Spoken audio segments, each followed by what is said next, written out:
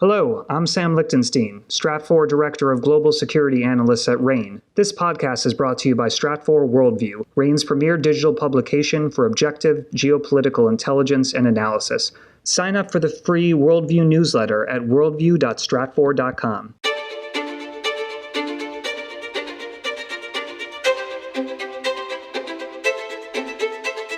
Welcome to RANE's Essential Geopolitics podcast, powered by Stratfor. I'm Emily Donahue.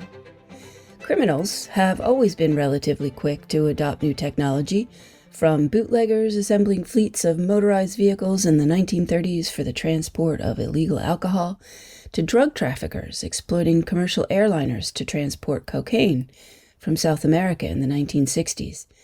Technology has always created opportunity for criminals. The current era is no exception. Ben West is here to discuss the here and now. He's Stratfor Senior Global Security Analyst at RANE. Welcome, Ben. Hi, Emily.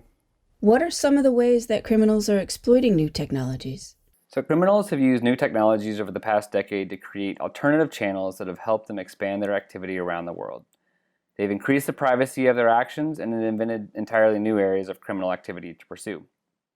Our series on the topic of crime and technology has explored how criminals have provided a market for niche encrypted communication devices to coordinate their illegal activities.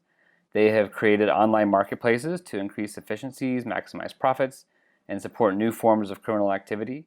And they've incorporated cryptocurrencies into criminal financial streams to support increasingly virtual activities. As an example, we're seeing online criminal marketplaces like Hydra pass the 1 billion mark in annual transactions, and the cryptocurrency market has passed the $1 trillion mark.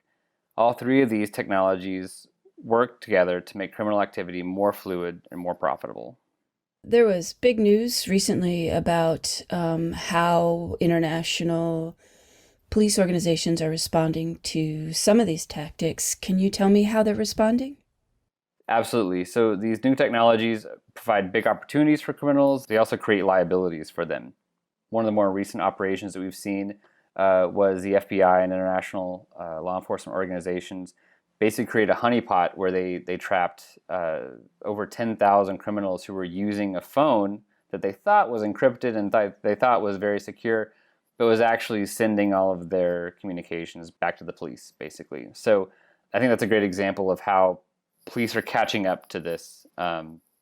They're about 10 years behind, but they're eventually catching up, and they're figuring out new ways to intercept criminals that are using this new technology.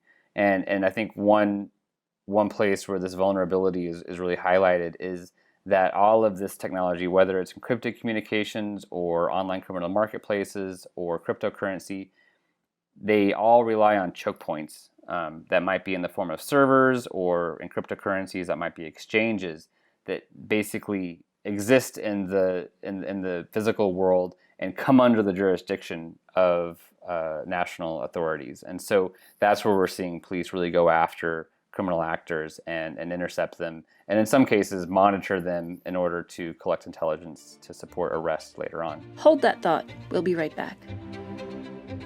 Ben, how should we expect such criminals to adapt in the future?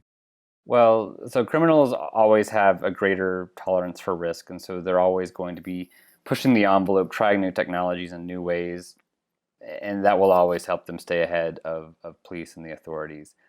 Additionally, we're seeing countries like Russia and even to a lesser extent countries like Iran and North Korea support criminal activities, especially when those criminal activities adversely affect their rivals like the United States or members of the European Union.